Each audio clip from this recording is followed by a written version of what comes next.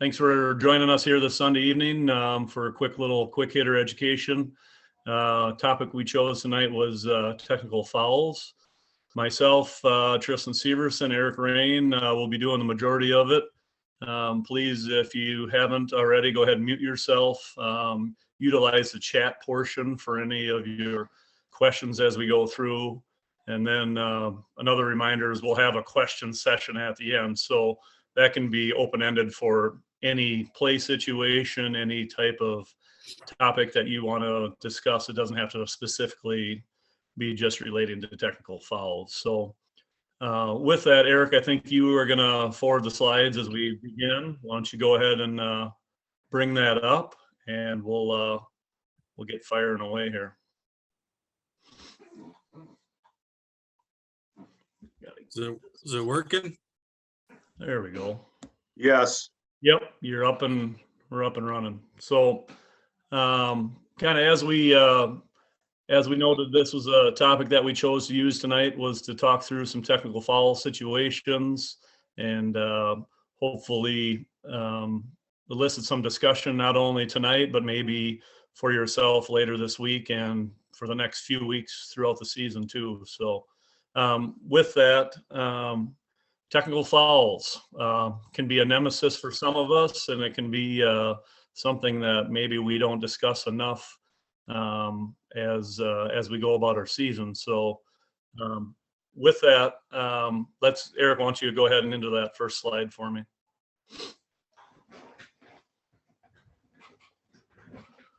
So just a couple things with technical fouls. Sometimes, like we said, they can be viewed as maybe a mystery to some of us, but we don't need them to be a mystery for us. And, quite often a negative connotation centers around technical fouls, but I don't believe that it necessarily has to be a negative connotation when it comes to issuing technical fouls. It ultimately is just another part of the basketball game, and ultimately it can become just another call during the game, during the night too. But I truly believe, and Eric does too, along with a lot of us, that the toughest element when technical fouls do happen, especially a player or a bench technical foul, is the emotional aspect that can be centered around issuing a technical foul. So maybe one of the best officials, or one thing that can be said, is someone that can issue a technical foul and everyone can still be relatively calm by the time you're done issuing that technical foul.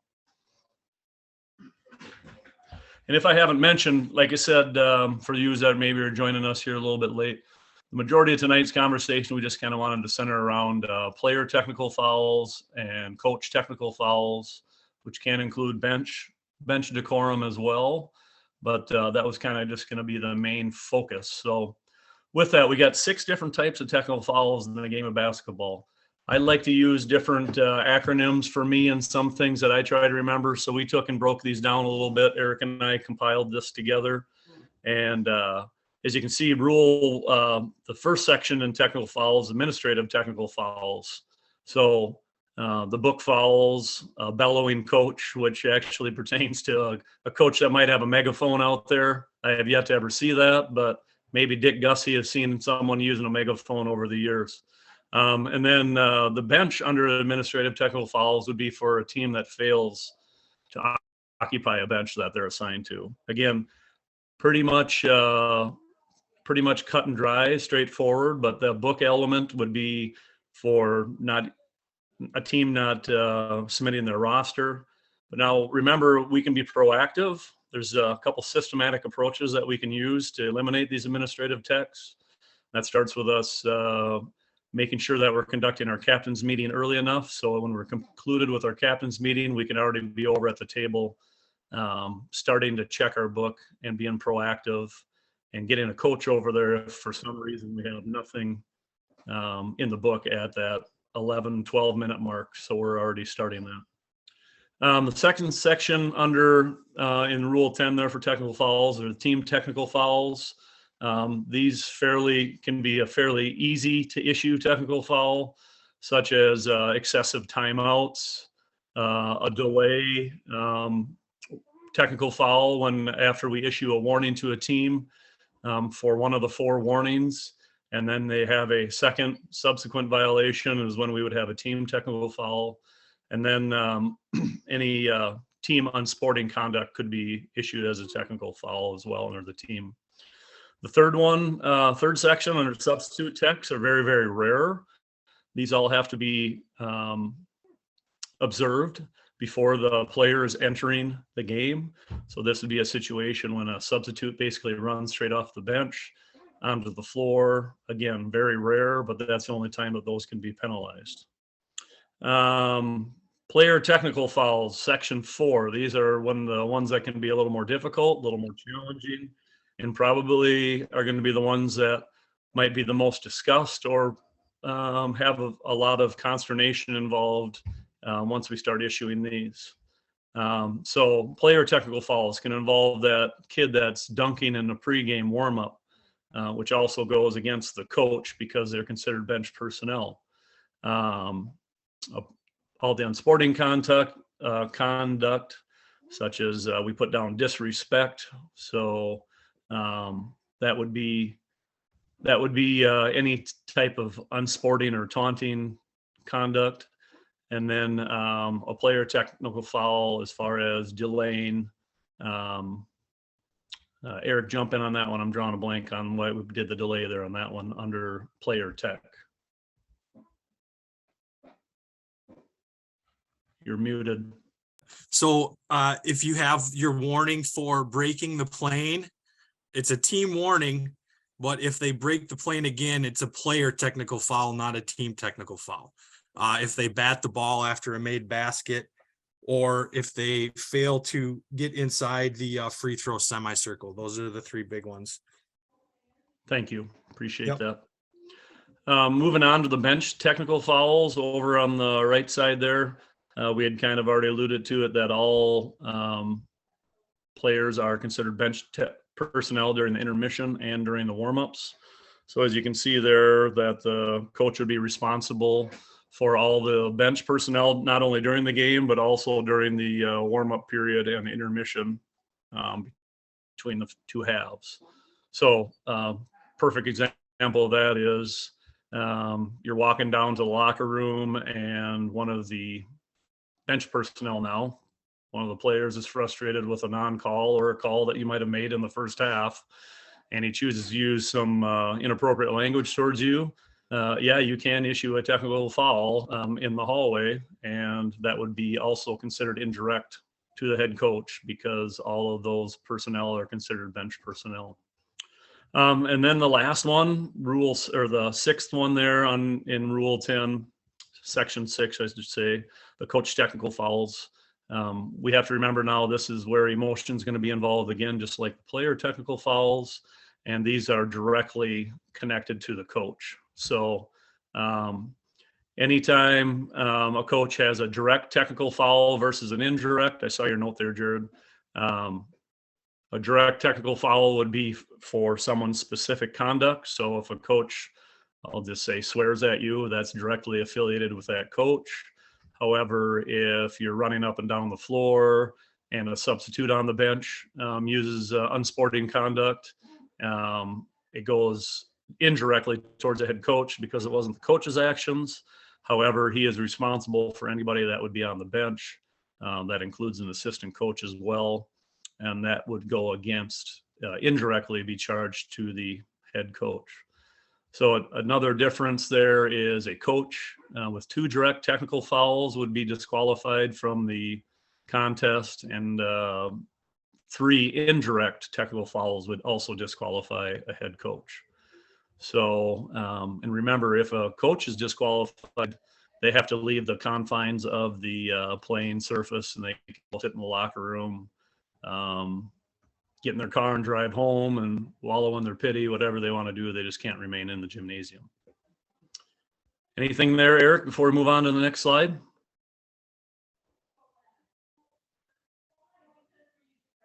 Okay, want to slide on ahead to the next?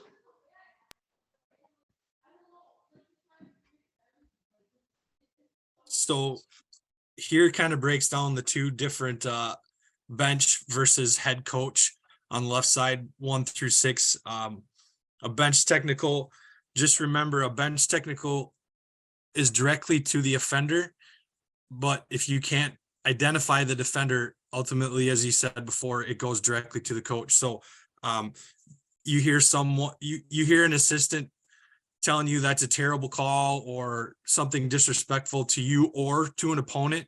If you have an assistant coach that's trash talking with a player from the other team on the floor, that's a direct technical on that assistant. Or if it's somebody on the bench, one of the players, any team personnel, if they're constantly trying to influence your decision making, if they're standing and making gestures, and then here's the one that you wouldn't think you see it very often, but it's happened before. And the last time I saw it was at the state tournament, and Mr. Nickleby made a comment. You cannot change a bloody jersey in the bench area. If a player has to change a jersey because of blood or illegal uniform, assistant coach is going to go with that player to the locker room, and they're going to do it outside. I believe the rule book says it needs to be done outside the visual confines of the gymnasium. So that's one there. And then the dunking in pregame or at halftime. I think we've all seen those. And then the last one is they can stand up and cheer for good plays and have spontaneous reaction. But other than that, during a live ball, everyone must be seated in the bench area except for the head coach. And the head coach, those rules are on the right. In Minnesota, we have the coaching box, and if the coach gets it indirect or direct, they lose the coaching box for those, except for they can stand to request a timeout.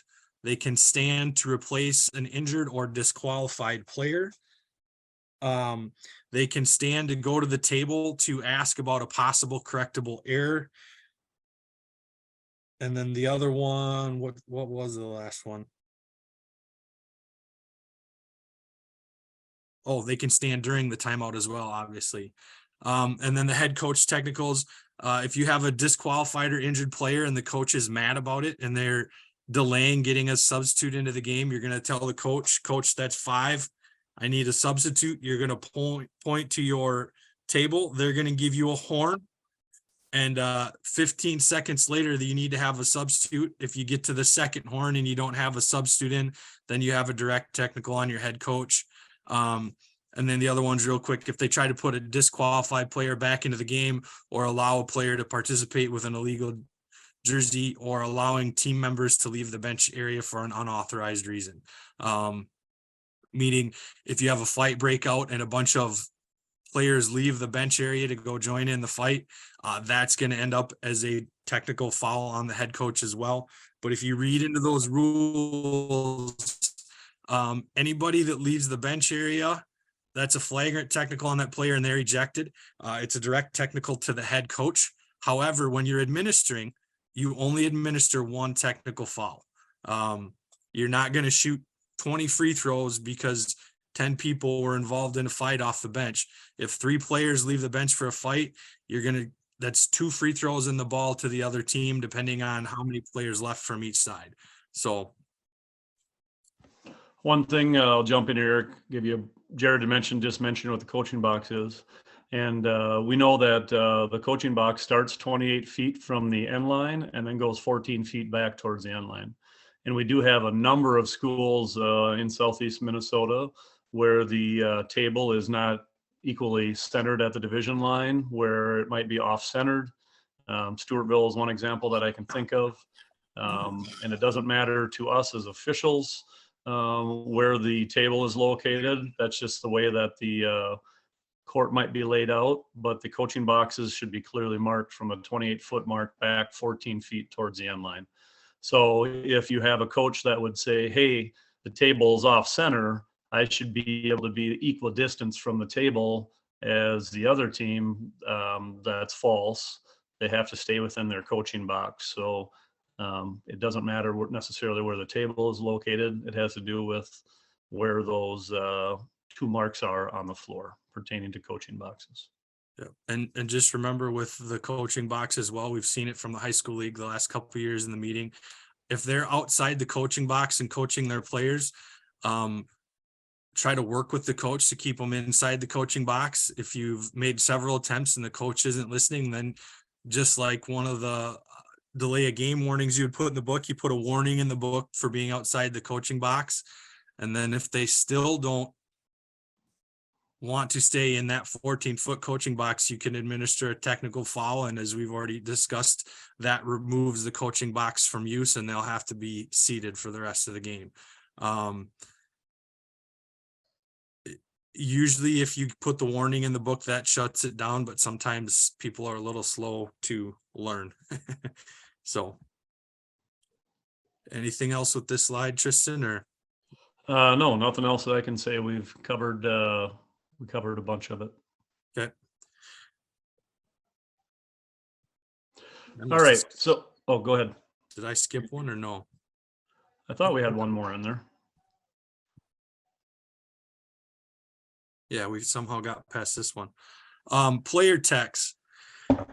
Here's what your player technical fouls would be.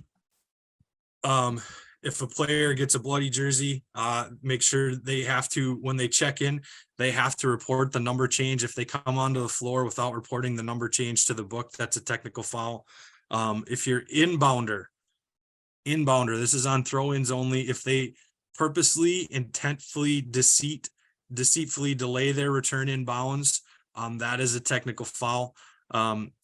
Sometimes it can be hard to judge with a high school kid, especially maybe at an undervarsity game, if they know they're doing anything wrong when they run out of bounds to get open on the other side of the court.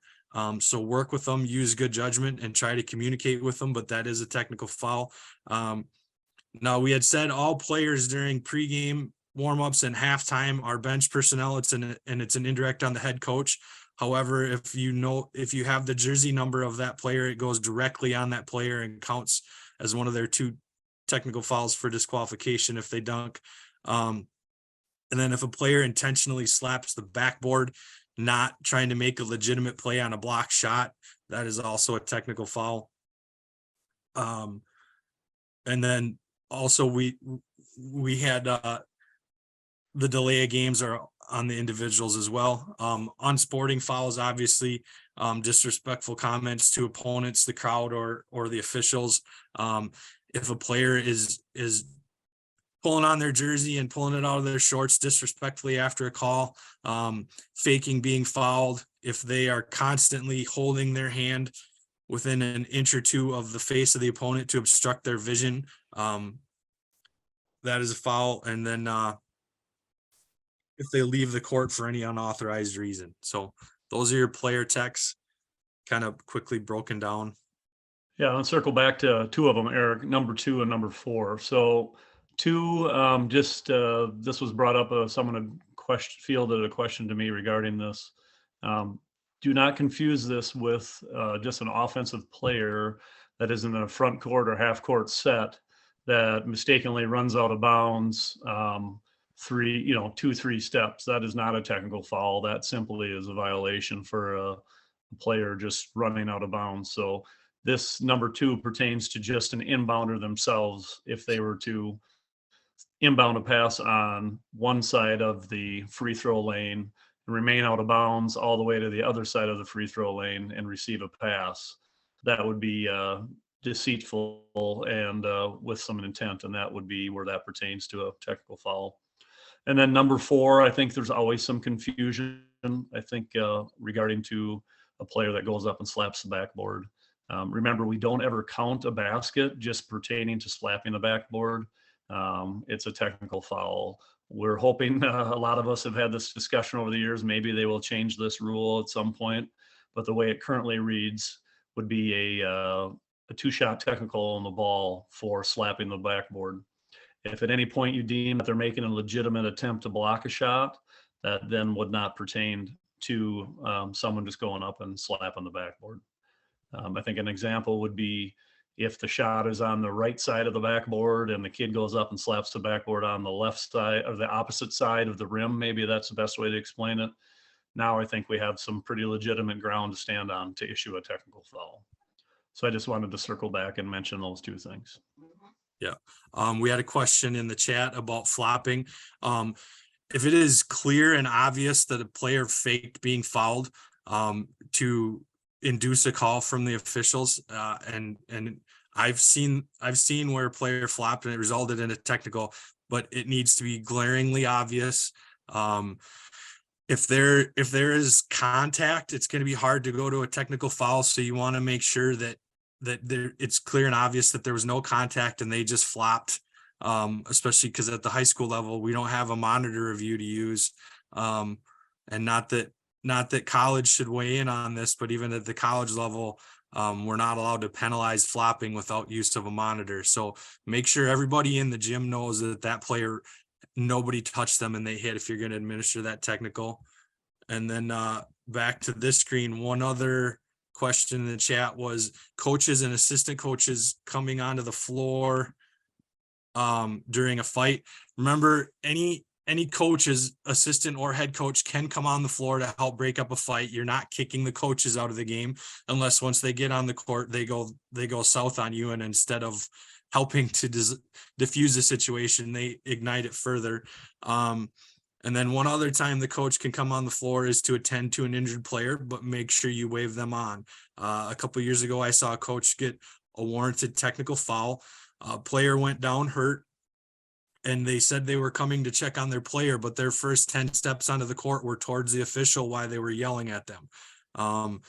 That's a technical foul. Even though there's an injured player on the floor, you need to wave them on for that injured player and get them to their player.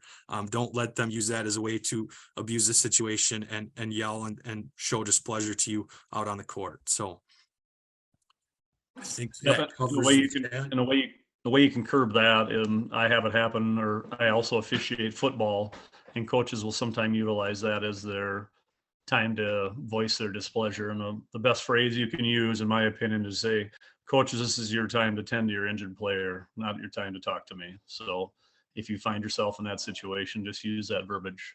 Coach, this is your time to tend to your injured player.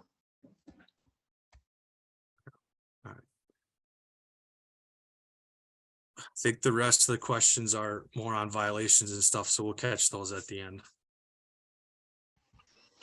Perfect. So now you've called one. Now you decided that you needed to do it. So I guess the first thing is, like we had mentioned from the outset here, emotions are one of the things that sometimes get wrapped up in these situations. So the best thing to do is try to have an inner voice that reminds yourself to stay calm. Regardless if you believe that you are or telling yourself that you are, if you're new to issuing technical fouls, I can guarantee you that you're going to try to probably rush through it a little quicker than maybe you need to. So slow down, separate the kids, utilize your other non-calling partners to help you through the situation, because they're not as emotionally involved in the situation. So again, report the foul to the table, separate the teams, have a quick talk with your crew to tell them exactly what you have, and they can help you make sure that you're enforcing the technical foul correctly. There's nothing worse or nothing more embarrassing than you issue a technical foul and you walk to the wrong end of the floor to try to shoot free throws. And you can help prevent that by just stopping, making sure you find your partners. They'll slow you down, get you in your situation, in your location, shoot correctly, and you can move on from there. So bullet point 2, reporting with professionalism. Now this is, everyone's watching you now that you've issued a technical foul. We talked about this in our preseason meeting, the nonverbal, paraverbal, and verba skills. That's what those acronyms stand for there. People are going to be watching you. Are you issuing it with disgustful look on your face, or are you doing it just in a monotone, no emotion? Are you laughing? I mean, those are things that you don't want to emit when you're issuing a technical foul. You want to try to do it with little to no emotion. Already talked about meeting with your partners. They have less connection in the situation, so less emotion. They're going to help get you going in the right direction as to where we're shooting, who's doing it, and how many. A reminder with technical fouls in high school basketball, the coach or the captain can select who's shooting the free throws. And I haven't seen it happen, but it is allowed, where free throw number 1 can be shot by player A, and free throw number 2 can be shot by player number B. It is allowed. So typically the same player, though, will shoot both free throws. And then after we get that taken care of, we get the ball back in play as quick as we can. That sometimes gets people moving on past the situation, focusing back on what's right in front of them. I would say, as far as talking to the player or the coach, that's going to be situation dependent. It's going to revolve around how comfortable you are with what just happened, what the situation might be. If it's a straightforward, not very emotionally charged situation, if you're comfortable, there's nothing that says you can't go talk to the coach, especially if it's on a player. I would strongly encourage you to at least let the coach know what happened. Now, if it's a technical foul that you're issuing to a coach, again, that might be a different situation. So again, let the situation dictate if you're going to be able to go and chat with that person. And if you're the non-calling official and the coach is wanting to talk to the calling official, be a good partner. Tell the coach, hey, he'll get over and talk to you, just not right now. We need a little time. Let's move on. He'll explain it to you in a little bit. Those type of situations, especially if there's a lot of electricity going on in the gymnasium. And then a reminder, all technical fouls go towards the team foul count, and that will be going towards the bonus effect. And then also, I like this, I found this in one of my readings on the technical foul test. If you can answer that it was effective, that it fit the situation or the game, and the fact that it's defendable, which could either be on film most of the time. If you can answer those 3 questions, it probably was more than a warranted technical foul. Yeah, one thing with the defendable too, all of our games are being live streamed or recorded for a YouTube channel or a Facebook Live event. Anytime you are having a discussion with a coach or talking over a play and they start getting animated, use your nonverbal stop sign when it's time to end the conversation. Because when you're looking back at game film and they say, well, when did you give a warning? And it's just you two standing there talking. Now it's their word versus your word of what's being said. If on film you have the one hand up or both hands up with a big stop sign, and the coach, and you start backing away from the coach, and the coach keeps coming towards you, and you've got the stop sign up, the coach, doesn't matter what they think. On film, it shows them coming after you still talking to you after you've put up the stop sign, and that's a very defendable action that ADs and our leadership here for basketball can support you with, and say, hey, they put the stop sign up and the coach didn't listen. So make sure in those situations we're doing everything we can to let the coach or the player know, I'm done, and if you don't quit, the next step is a technical foul. So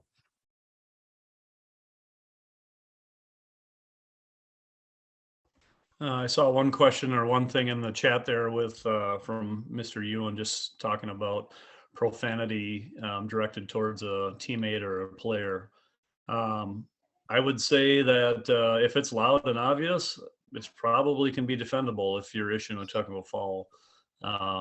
If it's something that's quiet and something that obviously could bother us, but maybe it's not heard by anybody else, then it's probably something that we might stay away from. But we all have our different things that we feel are tolerable. And I would say in that situation, use your best judgment. But I don't think there's anything wrong with issuing a technical foul for loud, excessive profanity that's carrying out throughout the gym, if that makes sense. So just some final thoughts that we put together here regarding technical fouls, and then we'll move on and open up for any other questions or any other situations as well. Some final thoughts. Remember, taunting, it begins with a T and it ends with a T. I don't think there's any place in the game of basketball for allowing anyone to taunt. That's pretty much an automatic technical foul. So a reminder, there's going to be some reactions to hard and difficult plays. So if a coach jumps up and kicks the floor once, or jumps up in a off the bench when he thinks he should have had a foul. It's maybe not warranted for a technical foul, but now if he continues on, you go up and down the floor 5 different times and he's still not letting it go after you've explained to him, hey, coach, we got to move on. That play is in the past. We'll have to agree to disagree. Coach, I've heard enough. That's different than just an immediate reaction because, we do understand that the game of basketball is played with high school kids and it's a game of emotion. Do not allow egregious conduct to go unpenalized. So if it's egregious, it probably warrants a technical foul. And remember, a technical foul is another call in the game of basketball. It's meant to restore some order amid the chaos during the middle of a storm. And then a final reminder, it's not personal, it's just technical. That's all that it is. I can't say that it's easy all the time to not take some of it personal, especially when it's a personal attack maybe on your integrity. But remember, it's just a technical, and it's just another call in the game, and that's why we get paid the big bucks.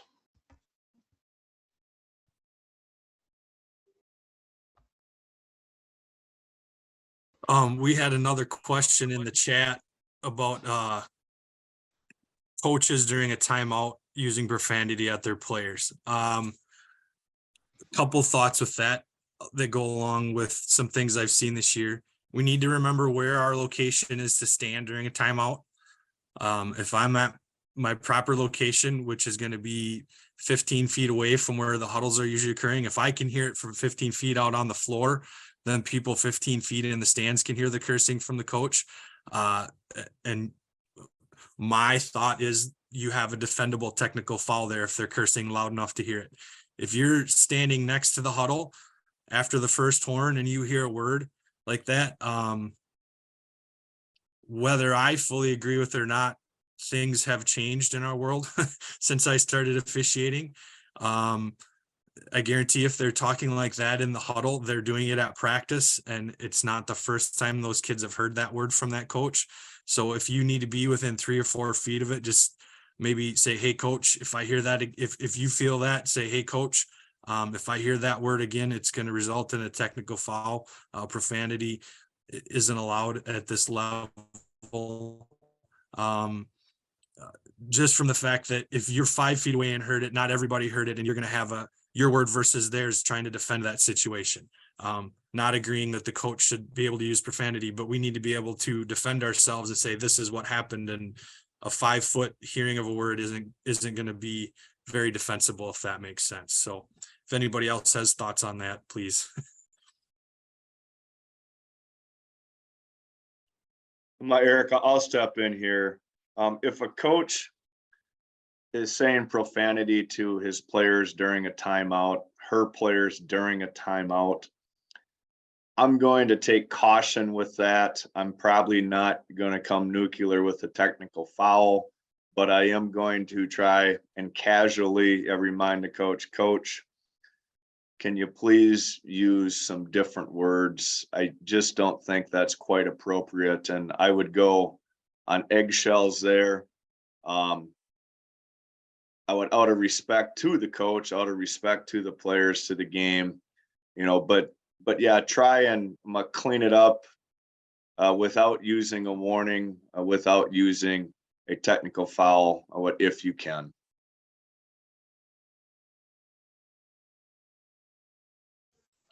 So with that, we're going to open it up. Unmute yourself if you have any questions, any situations you want to talk about first with some technical foul situations, and then before we part ways, any other basketball related situations that might have happened this year, or any other questions. So feel free to unmute yourself and speak up. Yeah, this is Mike Ewan. I've got a question. I saw this on another forum or a Facebook group. I'm not sure where, but it was a situation. The way they described it is a player taunted another player, and a person on the opposing team threw a punch. Now, whether it was at the player that taunted or not, it was unclear in the scenario that they described. But the consensus was on most of the people that responded was that they both got ejected because since the taunt resulted in a fight, they considered that to be starting the fight. I just wanted to get some opinions here. Yeah, I'll start, and anyone else can jump in too. I can see, probably without actually seeing the video or being involved directly in the situation. I mean, I think it's kind of can be tough, but I also can sympathize and understand why, if anyone is taunting someone else, they could deem that to be involved in a fight. Mike, from the situation that you described, I could see why they would disqualify that first player, if you will, for taunting and inciting a reaction. Now, if I taunt, player A that's standing right next to me, and it's someone 20 feet away that throws a punch, I don't think that is the same situation. I would have a tough time disqualifying that kid for taunting them. But now, if it's me standing over top of Eric Rain and that causes him to react and fight me, that might be a different situation, if that makes sense. Yeah, that's exactly the way that I took it. I mean, if you punched the guy that taunted you, probably, and again, you'd had it been there, but if someone else gets punched and they weren't involved in the taunt, it's a T for them and it's an ejection for the player that threw the punch. Exactly.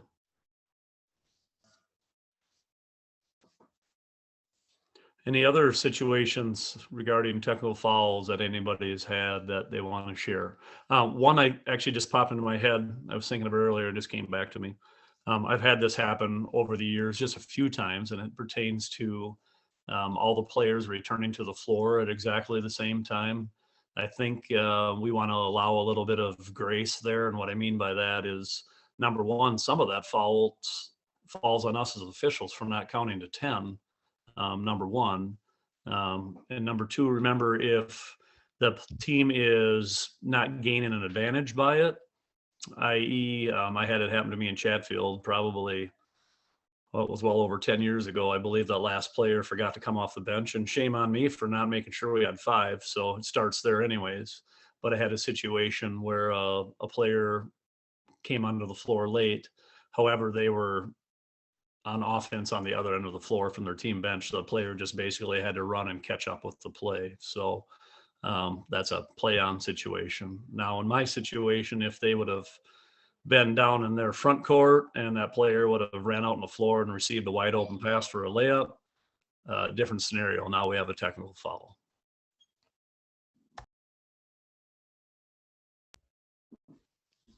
I had my hand up. Looks like Jared does too. Go ahead, Mr. I've got- Nicometto. Yeah, I've got a scenario here. This is under varsity. Okay. So we have subs at the table and we don't beckon them in. We don't recognize we have subs at the table. Coaches are screaming, or the coach is screaming and yelling, I have subs. At the under varsity level, what is our responsibility for beckoning in subs? I mean, at every dead ball, are we turning around and looking for the table to see subs? We're doing that. And Yeah. Is it our responsibility, or is it the responsibility of the coach to say, hey, I have subs, and bring them in?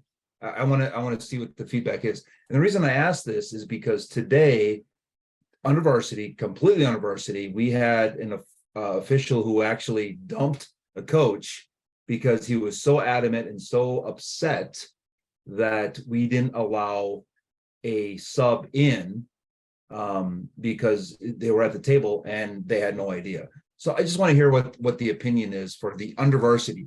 At the varsity level, we're going to rely on the table to give us a horn. I want to see what you all think about the under varsity level, and I'll mute.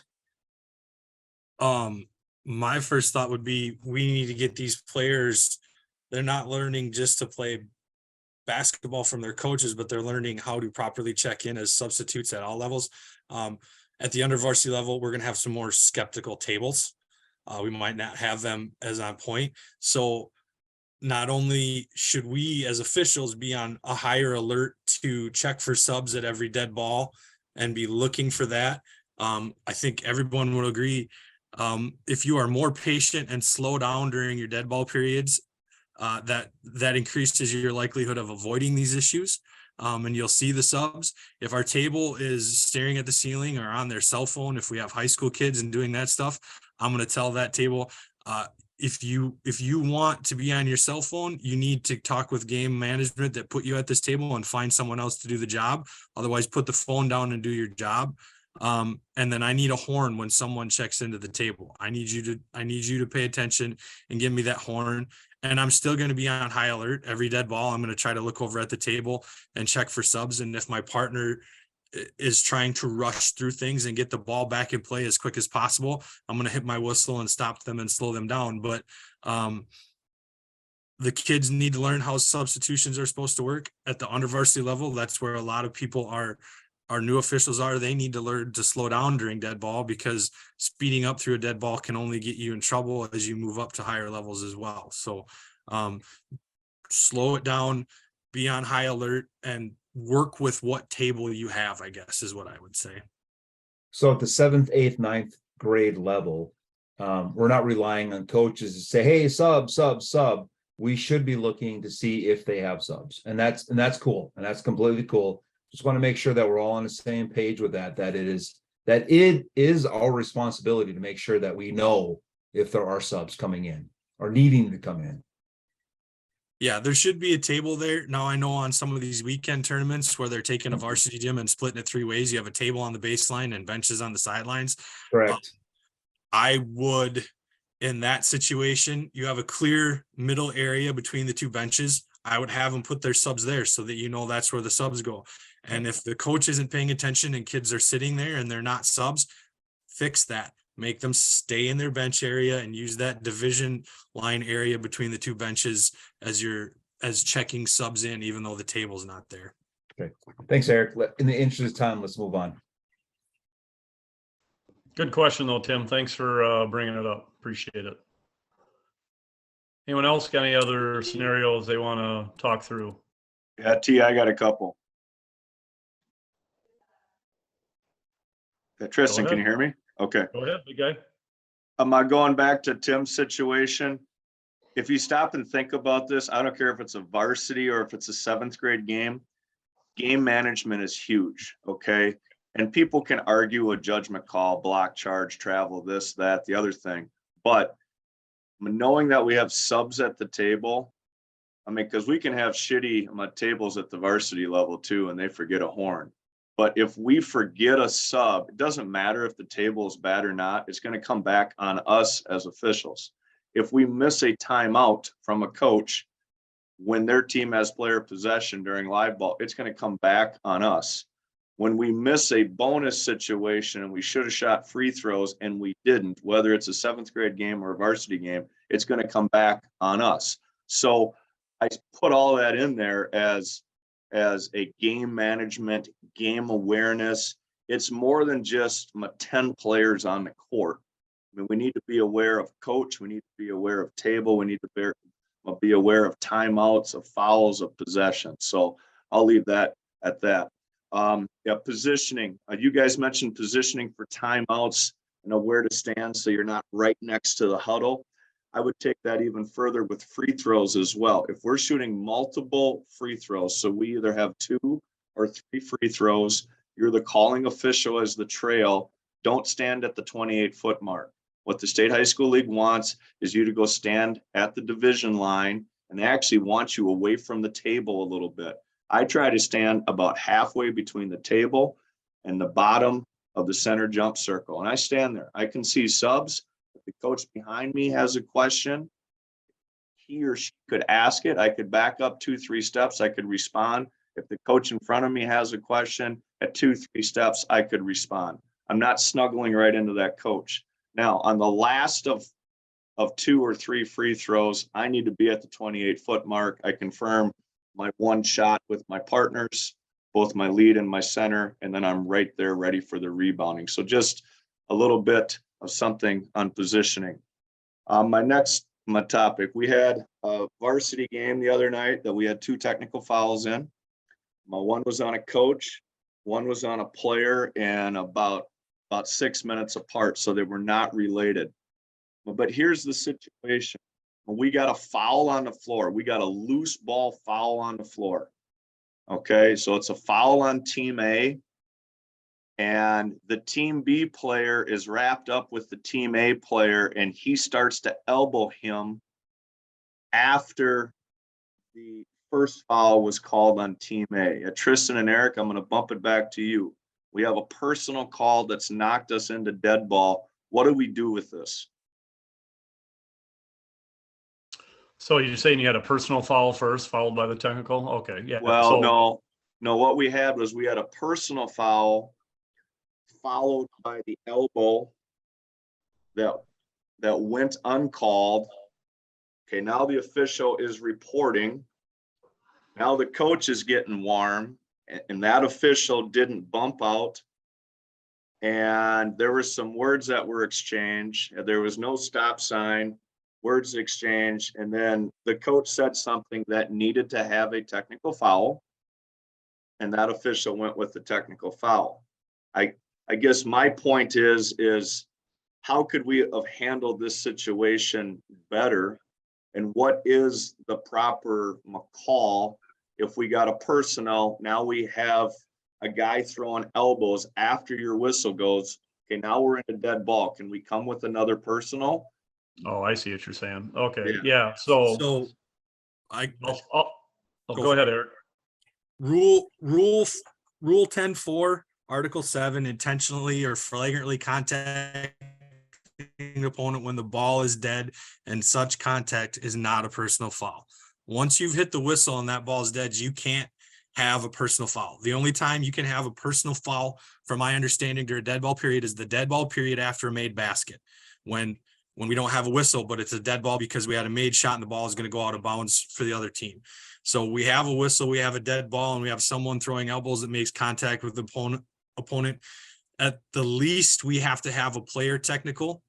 If you deem that it rises to the level of fighting, then you can have a flagrant technical, and that one act could eliminate them from the game. But if they're throwing elbows after a whistle, that has to be at minimum a technical foul. Yep, and then to talk through the adjudication part of it, we got a personal foul on A. So if you're in the bonus, B would go shoot their bonus free throws first. And then you'd have your technical foul on B. Then A would come and shoot their technical foul free throws. And A would be issued the ball at the division line for possession of the ball, would be how we'd adjudicate that situation from what you've explained. And then maybe just to circle or close the loop on what I think Jared was getting at is, how can we avoid / eliminate? I don't think you can maybe avoid someone throwing elbows late if they're frustrated, but how can we avoid from missing that? I think sometimes when we call jump balls or personal fouls, we turn away from those players and we don't separate them good enough. We need to be more patient as officials and separate those players before we turn our back to them, so to speak. And again, without knowing the situation, not seeing it, I'd assume that's probably what happened and how they would have missed this elbow by a player on the floor. Tristan, that's correct. And looking at the clip, I mean, a definite foul. You could have came with a double foul. Okay, then I want you guys to talk through that too in just a second. On this clip, you could have came with a double foul, and I think that could have taken care of it. You could have came with a live ball foul, followed with that dead ball tech, just like you talked about. If that would have been called that way, there wouldn't have been a technical foul on the coach, because what the coach said to the official was, well, I guess if that's the way it's going to go, I'm going to tell my guys to start ripping elbows around too. Okay. So the coach sort of walked into the technical foul. I mean, they could have warned, because then you see it on video where there wasn't a warning and the official takes 3 steps towards the coach and then tease the coach. I mean, the optics of it just aren't the best. Now, if you warn and the coach comes through the warning, okay, the optics of that are much better, but I guess my whole point in this is, sort of what Tim said here in the chat is slow down, look around, don't be in a hurry, call the foul, get the players to go their separate ways, use your voice. Too many times we don't use our voice enough. I blow the whistle and call whatever I want to call. I don't care if it's a jump ball, and you call it, spit the whistle out and use your voice, because your voice is going to help them. I mean, the whistles should freeze them, but we all know that sometimes we, get some bad apples in there, and your voice, will help. So I'm a double foul, guys. How do I go about doing that? So I can take this one. If you have a double foul, you have to first you hit the whistle and you have the double foul. And when you hit the whistle, you need to know the status of the ball.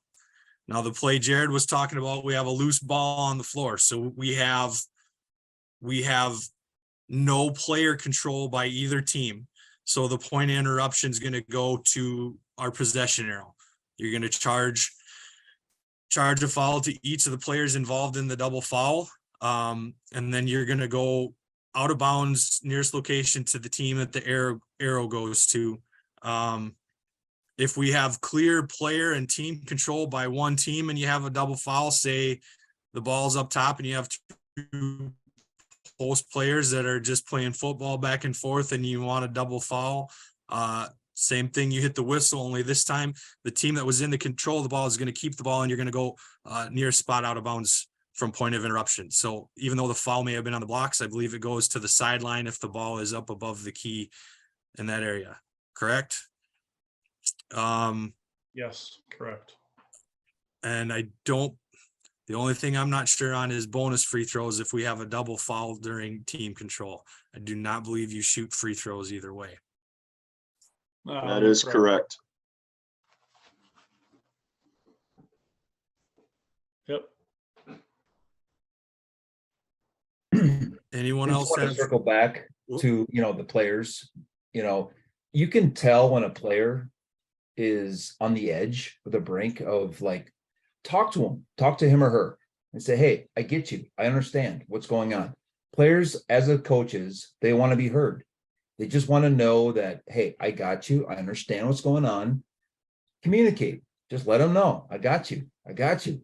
And you can bring that player from a technical foul down to, hey man, this guy gets me. Just communicate with the players. There's nothing wrong with talking to the players, in my opinion. Now, I could be wrong, but Yeah, it's probably one of our GFU, best. yes. One Talk to the GFUs. One of Get our biggest them under assets that control. we probably don't use enough is our voice. So Yeah. I agree 100%. Yeah, and some of these players may have a rough home life. They may not understand what's going on, but we talk to them. That can make a huge difference. Huge. In that person's life. Yeah. Talk to them. That's all. I'll mute again. Sometimes all it takes is just walking up to players and say, hey, I like the effort and hustle, but we need to get rid of the extra bump or the extra shoulder into our opponent. And once they know you're seeing it and you're watching them, then they're like, oh, they're paying attention. I'm not actually getting away with anything. And that stops it right there. 100%, Eric. They know we're watching. For good and bad. We focus on the negative. Focus on the positive. Hey, good job. Good work. Thank you for not, on a breakaway layup, for not, blowing up that kid. Yep. Compliment them when they set a good screen, different things like that. Absolutely. Correct. Absolutely. Anybody else have any other situations that they want to discuss or anything that they've had happen so far this year? Yeah, one more. I had a book issue last night, a varsity game. I get called over at the start of the second half of the varsity game. And I had checked the home book, counted my players, put the 3 names in there. It talked to my scorekeeper about good eye communication, let us know when we're at 1-1, double bonus, keep us out of the soup, blah, blah, blah. On the one team's roster, he had crossed out 2 players. Okay, fine. So the numbers still match my number. I had 9 players for that team. There were 9 in the book. Player 10 and player 11 were crossed out. At halftime, he buzzes me over and he says, "Hey, but this player has been playing and it's a player that I crossed out." And I was like, "Oh boy." I said, "Okay, just a second, let's get the book from the other team." So I got both books being side by side. And what happened was the official book crossed off the wrong number. It was a transcribing error on the official book. Now, my common sense takes hold there. We didn't go down the rabbit hole of an admin technical foul. That was a transcribing error, and they fixed it by taking that line off. Then all was good. I just bring that up that you need to understand the rule, for the administrative tech, when it is, when it isn't. You need to put some common sense into play as well, because I could have came with an admin tech last night, but it wasn't going to do the situation any good because it was a transcribing error on the official score. Thanks. Thanks for sharing that, Jared. And that would be another situation with an admin tech would be if in your situation you count 9 players and they have a player that wants to come into the game in the second half, but he's not in the book. Remember, it's not a technical foul unless they want to put him in the game in the book. So you can, so I guess an example is player number 32 gets up to report and they don't have 32 in the book. 32 can just simply go back and sit on the bench. But if they want him to play, then it would be a technical foul. What I'm trying to say. Correct. And by rule, my player 32 does not become a player until that clock ticks down. So the coach has the option to rescind the sub. My coach, you're going to take the tech, or you can pull the guy back and not put him in, to save yourself from a technical foul. And on that note as well, remember, when it comes to book stuff, if you've already administered one administrative tech to a team for their book infraction, that one covers any change they're going to make after that. If they want to bring 3 players off the bench that weren't in the book, you're going to administer one technical foul and all 3 players are then put into the book and into the game. You're not going to administer a technical foul for each player. It's one administrative tech to cover all infractions of that rule. Good point. So I got a quick question on the book. So sometimes we go over a 10, 11. When we're at 10 in a varsity game, that book has to be signed by us, correct? I'm serious. I wouldn't say it has to be signed, but we should be reviewing it around by the 10-minute mark. Again, that's where we can go to those systematic approaches and having our pregame meeting at the 13-minute mark, getting that concluded and getting our butt over there to the book by 11 minutes, maybe even 11 and a half, and get that process started. Okay.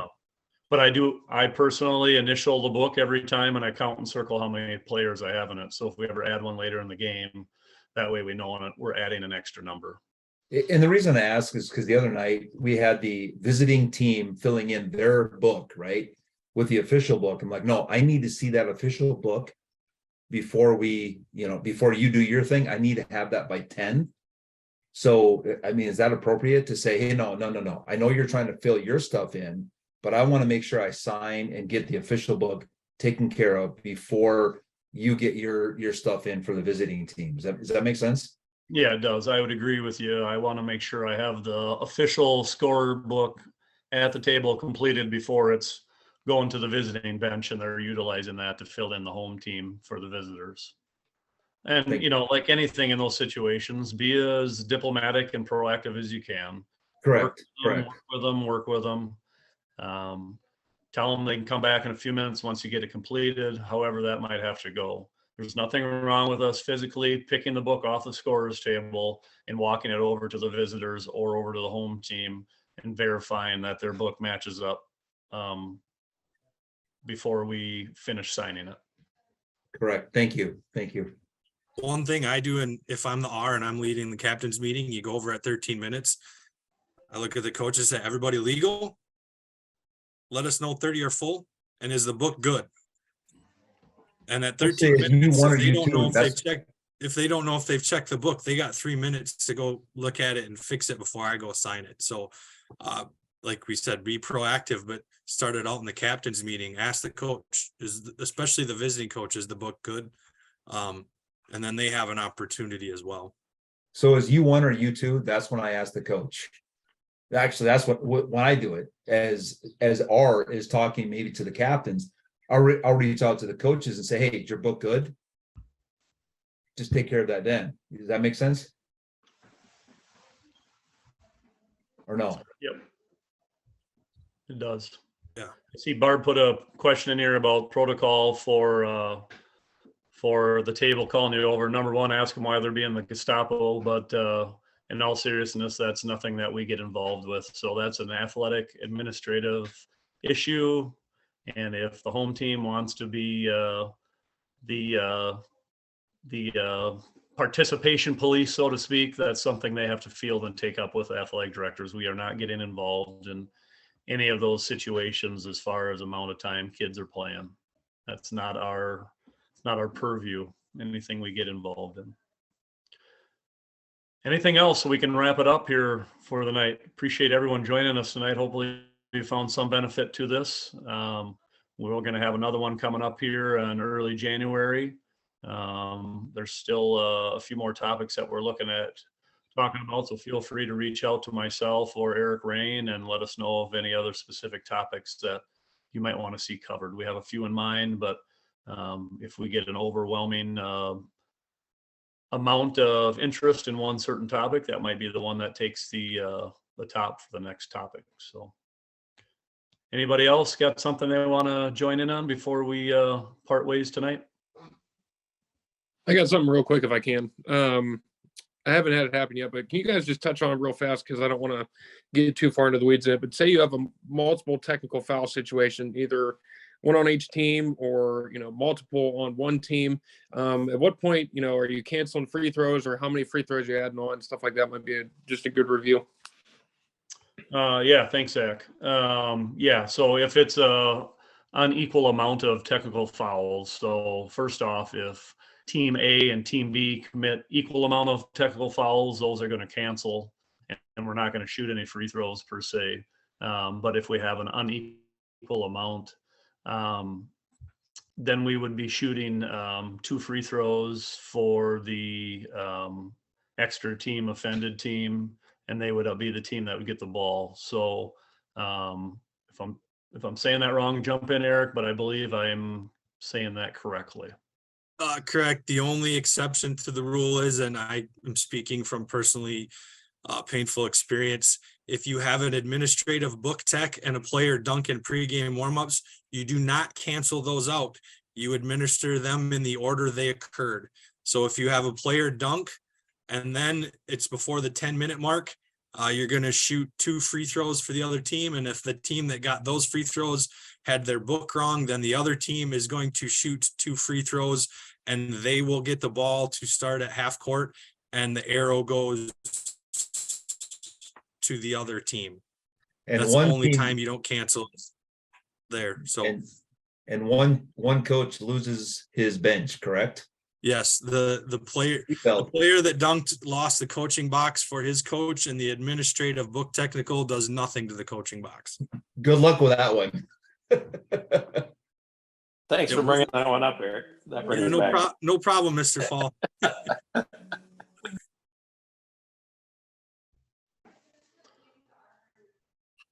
Perfect. Thanks, Zach. Appreciate you bringing that up. Anything else, folks, before we say a bit adieu? Wait. JB, if a player dunks in pregame warmups, it's also indirect on the head coach. That's an indirect. Correct, because he's bench personnel. Correct. It's the same as if during live game the assistant coach says something and you put a direct on the assistant coach, they're still bench personnel and it's an indirect on the head coach. Thank you for clarifying. Thank you. Yep.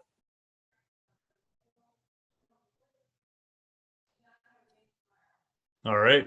Well, with that, appreciate you all joining us again, and have yourself a wonderful rest of your Sunday evening. Thanks for coming, everybody.